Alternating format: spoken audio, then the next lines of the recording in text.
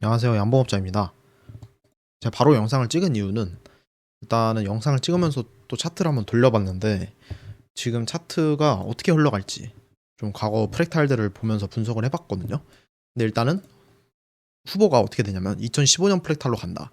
아니면 2018년 프랙탈로 간다. 일단 이 둘 중 하나로 보고 있습니다. 일단 이 분석의 전제는 일단 오늘 그러니까 이번 주에 주봉 캔들이 최저점을 찍었다는 전제고요. 저는 일단 저점을 찍었다고 보고 있습니다. 일단은 사실 아까 안 보여드린 것도 있는데 일단 이렇게 보시면 1.618 비율도 채웠거든요. 그래서 1.628에서 반등 나왔는데 지금 자리도 보면 1.628 자리가 67K입니다. 지금 67K에서 비벼주고 있고요. 그래서 저는 사실 어차피 이 1.618은 결국엔 지켜줄 거라 보고 있어서 그래서 67K 이하로 내려올 때는 계속 매수 관점으로 보고 있습니다. 그리고 일단 프랙탈 이제 어떻게 흘러갈지를 좀 보면 만약에 2015년처럼 흘러간다. 그러면 상당히 좀 장세가 박스권 장세로 피말리게 되거든요. 보시면 이때 폭락이 나오고 저점 대비해서 반등이 좀 세게 나왔어요. 그래도 한 90% 반등이 나왔는데 이때는 비트코인 하나에 뭐 200달러 이런 시대니까 딱히 퍼센트는 의미가 없고요. 어쨌든 반등이 좀 세게 나오고 박스권을 좀 오래 가졌어요. 보시면 한 217일 동안 박스권을 가졌고 심지어 이때는 한번 폭락이 세게 나왔죠. 이때 12% 하루에 12% 빠지고 저점 대비해서 37% 빠지는 이런 장이 한번 나왔고요. 그리고 나서 쫙 사이클이 길게 나왔습니다. 그래서 이때 최저점을 찍었다 하더라도 200일 정도는 횡보를 하고 쌌다는 점 좀 인지를 해야 될 것 같고요. 그 다음은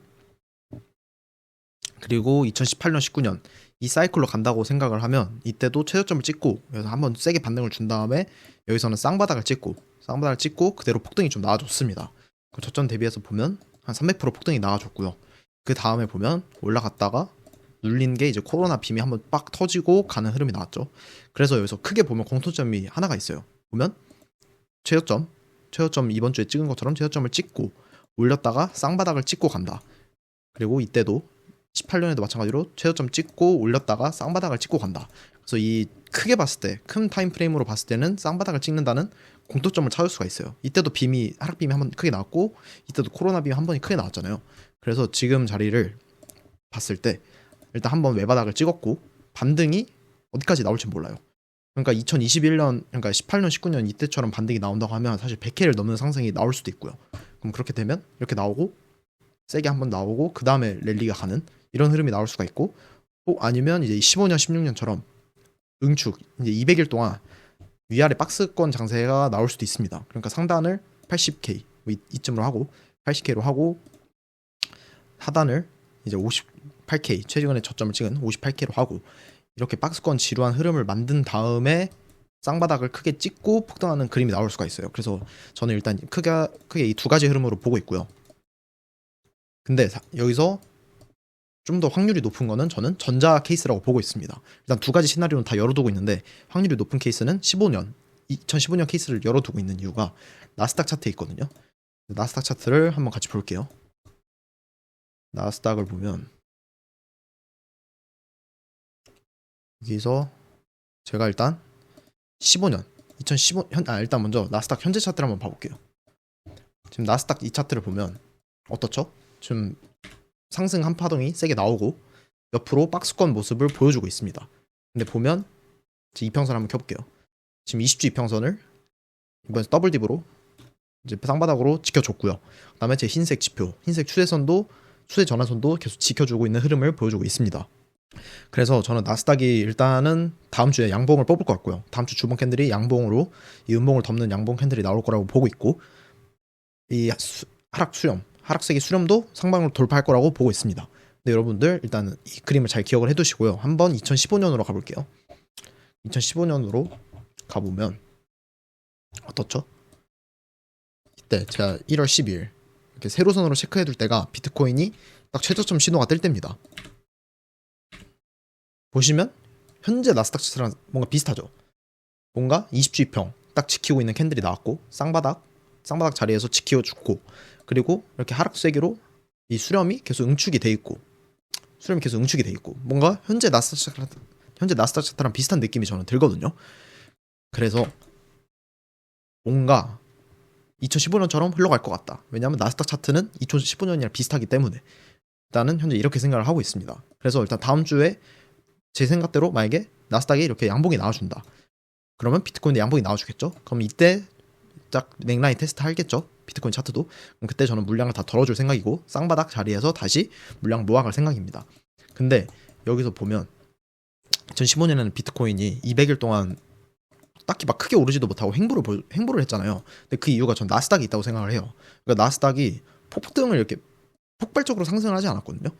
얘를 일봉으로 확대를 해보면 올려도 빼고 이렇게 계속 박스권 흐름을 보여줬습니다. 그래서 위험 자산에 이때는 돈이 크게 많이 들어온 것 같지가 않은 차트를 보여주고 있습니다. 그래서 올려도 빼고 이거는 상승이 좀 시원한 게 아니거든요. 그럼 결국에는 이 올려도 빼고 이 점은 RSI가 하락 다이버전스를 찍었다는 거거든요. 그리고 결국에는 하락 다이버전스 중첩을 못 이기고 폭락장이 한번 나왔습니다. 그리고 이 폭락장이 나왔을 때가 이때고요. 비트코인이 꼬리를 길게 단 날. 네, 그래서 사실 전 개인적으로 나스닥도 이번에 우상향을 하긴 하겠지만 시원하게 못 올라가고 있는 이유가 저는 그러니까 영래포 잔고가 부족하기 때문에 시장을 못 받아주고 있다고 생각을 하거든요. 그러니까 시장을 무너뜨리고 싶진 않아요. 미국 전부도. 근데 뭐 미국이 주가가 빠졌을 때 받아줄 지금 돈이 없기 때문에 올라도 시원하게 못 오르고 내려도 쉽게 안 빠지고 이런 박스권 장세가 우상향하는 채널 장세, 박스권 장세가 계속 이어질 거라고 보고 있습니다. 근데 반면에 비트코인 이제 18, 19년 같은 케이스를 나스닥이랑 비교를 해보면 이때는 나스닥이 고점 대비해서 한 20% 이상 폭락이 나왔고요. 그러니까 23% 폭락이 나왔죠. 폭락이 나오고 본격적으로 이제 사이클이 시작되는 장세였어요. 그러니까 나스닥이 지금 이때 저점 대비해서 32%가 올랐거든요. 그러니까 비트코인도 저점 대비해서 300%가 오를 수 있는 저력이 있었다고 생각을 합니다. 그러니까 딱 봐도 이 차트, 그러니까 캔들이 계속 연속으로 양봉이 바뀌잖아요. 연속으로 양봉 바뀌고 음봉 한번 바뀌고 연속으로 양봉 바뀌고 이 패턴 자체가 애초에 우리가 처음에 2015년에 나스닥 차트랑 다르잖아요. 그래서 이때는 한번 터트리고 간 자리고 V자 반등을 한 자리고 지금 나스닥 차트를 보면 그냥 올려도 못 내리고 그러니까 올라도 시원하게 못 오르고 내려도 시원하게 못 빠지는 그냥 우상향 하지만 박스권 장세에 갇혀있기 때문에 나스닥 자체가 애초에 비트코인도 폭발적으로 뭔가 2019년처럼 폭발적으로 이렇게 막 100K 넘는 상승이 나오기는 현재로서는 상상이 안 가고 좀 빡셀 것 같고요. 그래서 제 전략은 단기적으로 반등이 나왔을 때 이 넥라인에서 덜어내는 게 이 매물대 78, 저는 일단 78부터 덜 거거든요. 78부터 85, 진짜 많이 가야 85K 이 선 85K에서는 물량을 덜어내는 게 좋을 것 같습니다. 그리고 저는 나스닥이 일단 다음 주는 양봉을 보긴 하지만 이렇게 만약에 수렴을 뚫어요. 그러면 수렴을 뚫더라도 여기서 돌파 매매를 하면 안 되고 결국에는 다시 이렇게 내려올 거라고 보거든요. 그럼 2015년처럼 다시 이렇게 흔들고 다시 올라가고 흔들고 다시 올라가고 이런 장세가 계속 나올 것 같아서 좀 비트코인도 막 공격적으로 배팅을 하기보다는 좀 길게 100일 동안 분할 매수를 하는 관점으로 보는 게 안전하다고 보고 있습니다. 그리고 비트골드 차트를 많이들 물어보시는데 일단 비트골드는 해외에서 이미 유명합니다. 비트골드는. 근데 사람들이 그냥 맹목적으로 따라 하거든요. 해외 트레이더들. 근데 얘를 곰곰이 생각을 해보면 왜 비트골드를 쓰냐? 왜냐하면 비트는 골드의 하위 자산이에요. 그러니까 둘 다 안전자산을 표명은 하지만 결국 골드 하위 자산이기 때문에 골드 시세가 상승 추세가 꺾여야 그 다음에 비트로 수급이 들어옵니다. 그래서 언제 비트로 수급이 들어올까를 볼 수 있는 게 비트골드 차트고요. 그리고 여러분들한테 좀 추천해주고 싶은 한 기술적 분석 전문가가 한 명 있는데 저는 테크데브라는 애를 좀 참고를 많이 하거든요. 그러니까 얘가 살짝 기술적 분석 빠꼼이에요. 근데 적중률은 낮아요. 적중률은 낮지만 기술적 분석을 희한한 방식으로 많이 합니다. 그래서 이런 차트들 많이 참고를 해보면 이거에 대해서 아이디어를 얻고 이제 자기 기준을 얹어서 차트 분석을 해보면 이제 많은 좀 성장이 있으실 거거든요. 그러니까 트위터에서 이 테크데브라는 사람 것도 한번 쭉 보시면 많은 도움이 되실 겁니다.